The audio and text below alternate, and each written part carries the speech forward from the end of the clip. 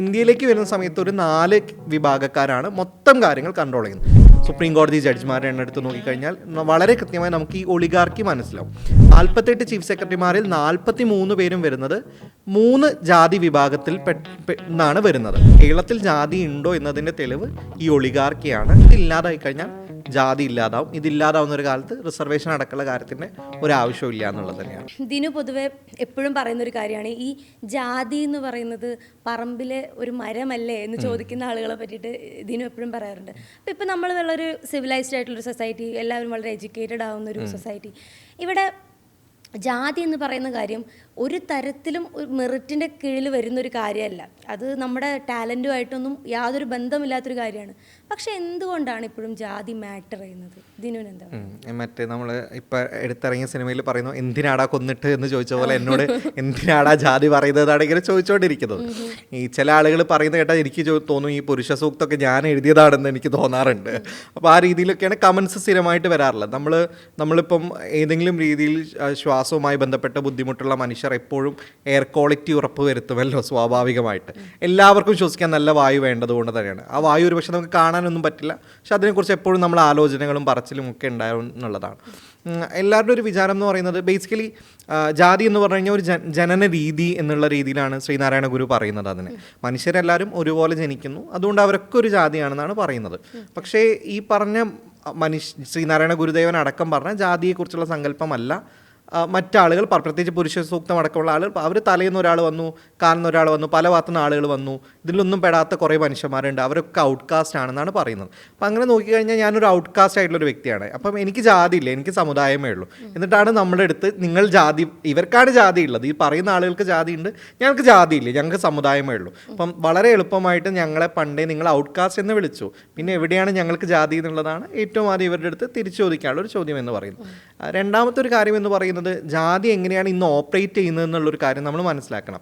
ഇത് കൃത്യമായിട്ട് ഓപ്പറേറ്റ് ചെയ്യുന്നത് ഇവർ തന്നെ ഒരു നാലഞ്ച് കാറ്റഗറീസ് ഉണ്ടാക്കി. എന്നിട്ട് കാറ്റഗറി 1 സൂപ്പറാണെന്ന് പറയുന്നു, കാറ്റഗറി 2 ഇങ്ങനെയാണ്, 3 ഇങ്ങനെ, 4 ഇങ്ങനെ, 5 പറ്റിയവർ പരമ മോശക്കാരാണെന്ന് പറയുന്നു.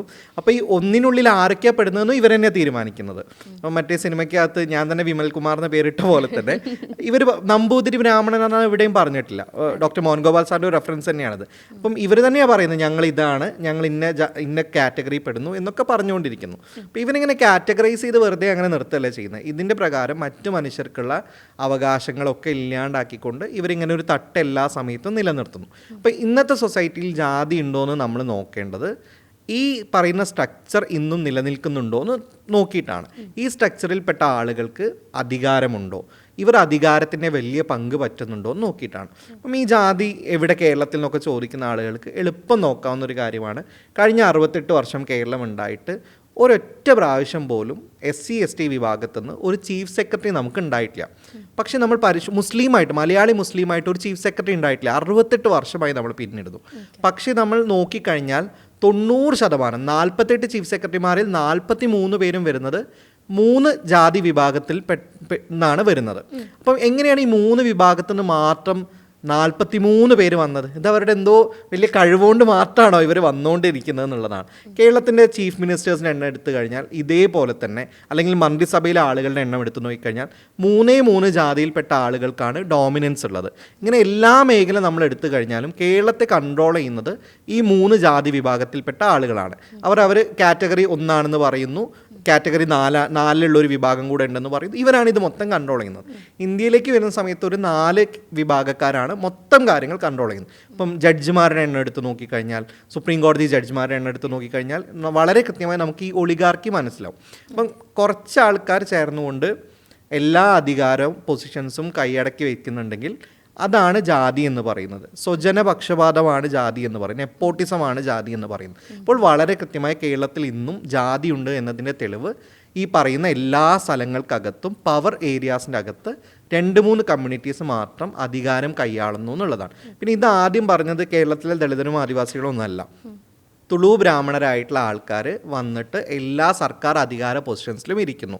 ആ സമയത്ത് ഇവിടുത്തെ അധികാരമുള്ള ഭൂമിയൊക്കെ ഉള്ള നായർ പ്രമാണിമാർക്ക് ഒരുപക്ഷെ പറയായിരുന്നു സാമ്പത്തികമായി പാവപ്പെട്ട തുളു ബ്രാഹ്മണരല്ലേ, അവരെടുത്ത് പോയിക്കോട്ടെ, ഞങ്ങൾക്ക് കുറേ ഭൂമിയൊക്കെ ഉണ്ടല്ലോ. പക്ഷെ അവർ പറഞ്ഞു ഞങ്ങൾക്ക് റെപ്രസെൻറ്റേഷൻ വേണം, അധികാരം വേണം എന്ന് പറഞ്ഞു. എന്നിട്ട് അവർ റിസർവേഷന് വേണ്ടി കൃത്യമായി വാദിച്ചു. ആ റിസർവേഷന് വേണ്ടി വാദിച്ച് അവരെന്ത് ചെയ്തു, തുളു ബ്രാഹ്മണർ എല്ലാ സീറ്റും ഇരുന്ന പോലെ തന്നെ ഇവരും എല്ലാ സീറ്റിലേക്കും അവരുടെ ഒളിഗാർക്കി വ്യാപിപ്പിക്കുകയാണ് ചെയ്തിട്ടുണ്ടായിരുന്നത്. അപ്പം നമ്മളും ഇതേ പറയുന്നുള്ളൂ, ഒരു വിഭാഗത്തിനും അമിത പ്രാതിനിധ്യത്തിൻ്റെ ആവശ്യമില്ല, എല്ലാ വിഭാഗത്തിനും കൃത്യമായിട്ടുള്ള പ്രാതിനിധ്യം മാത്രം മതി. ഇത് മാത്രമാണ് വളരെ കൃത്യമായി നമ്മൾ മുന്നോട്ടേക്ക് വെക്കുന്ന ഒരു പൊളിറ്റിക്സ് എന്ന് പറയുന്നത്. അപ്പോൾ കേരളത്തിൽ ജാതി ഉണ്ടോ എന്നതിൻ്റെ തെളിവ് ഈ ഒളിഗാർക്കിയാണ്. ഈ ഒളിഗാർക്കി കുറച്ച് പേരുടെ ഭരണം എന്ന് പറയുന്നത്. ഇതില്ലാതായി കഴിഞ്ഞാൽ ജാതി ഇല്ലാതാവും. ഇതില്ലാതാവുന്ന ഒരു കാലത്ത് റിസർവേഷൻ അടക്കമുള്ള കാര്യത്തിൻ്റെ ഒരു ആവശ്യമില്ല എന്നുള്ളത് തന്നെയാണ്.